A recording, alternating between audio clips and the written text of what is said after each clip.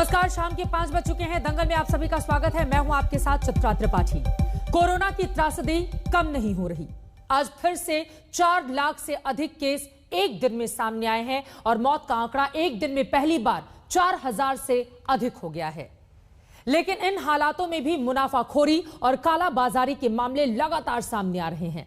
जो दिल्ली ऑक्सीजन की किल्लत से कमी से जूझ रही है, वहां कल 500 से अधिक ऑक्सीजन कॉन्सेंट्रेटर्स बरामद किए गए थे। 20,000 रुपयों के कॉन्सेंट्रेटर 50 से 70,000 रुपए में बेचने का आरोप है।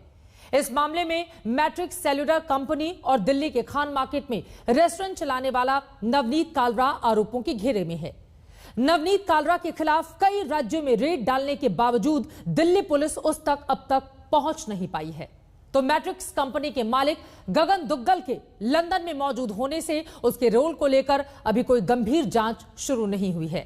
हालांकि मैट्रिक्स का सीईओ पहले ही गिरफ्तार हुआ है, जबकि मैट्रिक्स कंपनी खुद को पाक साफ बताकर दिल्ली हाईकोर्ट में है। दिल्ली में ऑक्सीजन की कालाबाजारी के बीच ऑक्सीजन पर राजनीति भी जारी है। इसीलिए दंगल में आज सीधा सवाल पूछेंगे, ऑक्सीजन पर कालाबाजारी क्या सिस्टम की बीमारी? बहस शुरू करें उसके पहले यह रिपोर्ट देखिए।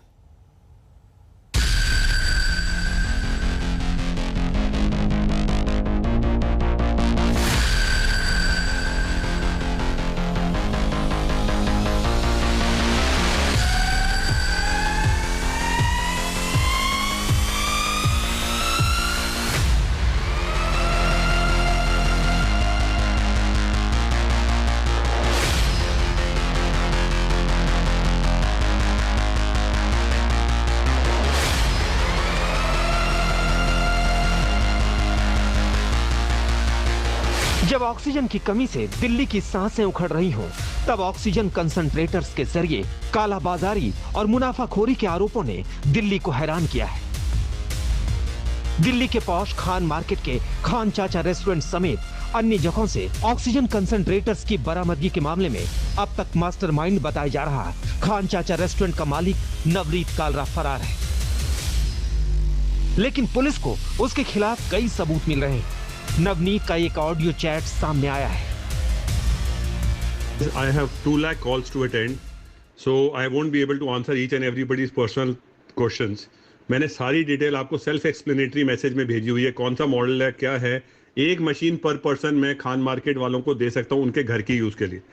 और अगर किसी को भी चाहिए तो पेमेंट डिटेल्स मेरे पास मैक्सिमम 3 बजे तक भेज देंगे, तो वो मशीन ब्लॉक होंगी। 3 बजे के बाद मेरी मशीन सारी खत्म हो रही है, तो मैं खान मार्केट फ्रेंड्स को भी नहीं अलॉट कर पाऊंगा। So please hear this message. Oxygen concentrators को लेकर नवनीत कालरा का व्हाट्सएप चैट पहले ही सामने आ चुका है।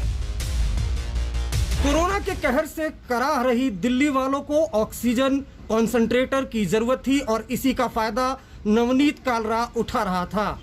आज तक के पास वो व्हाट्सएप चैट भी है जिसमें नवनीत कालरा लोगों से 20,000 रुपए के कॉन्सेंट्रेटर के 50 से 60 से 70,000 रुपए डिमांड कर रहा था। आज तक के पास वो वीडियो भी मौजूद है जिसमें खान मार्केट के खान चाचा रेस्टोरेंट के बाहर लोगों की लंबी कतारें लगी हुई हैं। लोग ऑक्सीजन कॉन्सेंट्रेटर के लिए लगातार नवनीत कालरा से गुहार लगा रहे थे और वो इसी बात का फायदा उठाकर गोरख धंधा कर रहा था। दिल्ली पुलिस के मुताबिक लंदन में रहने वाले व्यवसायी के मालिक गगन दुग्गल की कंपनी मैट्रिक्स सेल्युलर के नाम पर 650 ऑक्सीजन कंसंट्रेटर मंगाए गए थे। इनमें से 120 ऑक्सीजन कंसंट्रेटर बेचे जा चुके हैं। सूत्रों के मुताबिक 1 करोड़ रुपए से ज्यादा के ऑक्सीजन कंसंट्रेटर अब तक बिक चुके हैं। दिल्ली पुलिस को अंदेशा है कि नवनीत कालरा ने कई लोगों से बल्क में ऑक्सीजन कंसंट्रेटर की सप्लाई देने के लिए लाखों रुपए एडवांस भी लिए हैं। नवनीत कालरा की तलाश में दिल्ली समेत कई राज्यों में दिल्ली पुलिस ने रेड डाली है। सूत्रों के मुताबिक इलेक्ट्रॉनिक सर्विलांस में उसकी आखिरी लोकेशन हरिद्वार के आसपास पाई गई है। इस बीच मैट्रिक्स कंपनी ने दिल्ली हाईकोर्ट का रुख करके खुद को पाक साफ बताया है। कंपनी के मुताबिक ऑक्सीजन कंसंट्रेटर्स को खरीदने में कोई गोरख धंधा नहीं हुआ।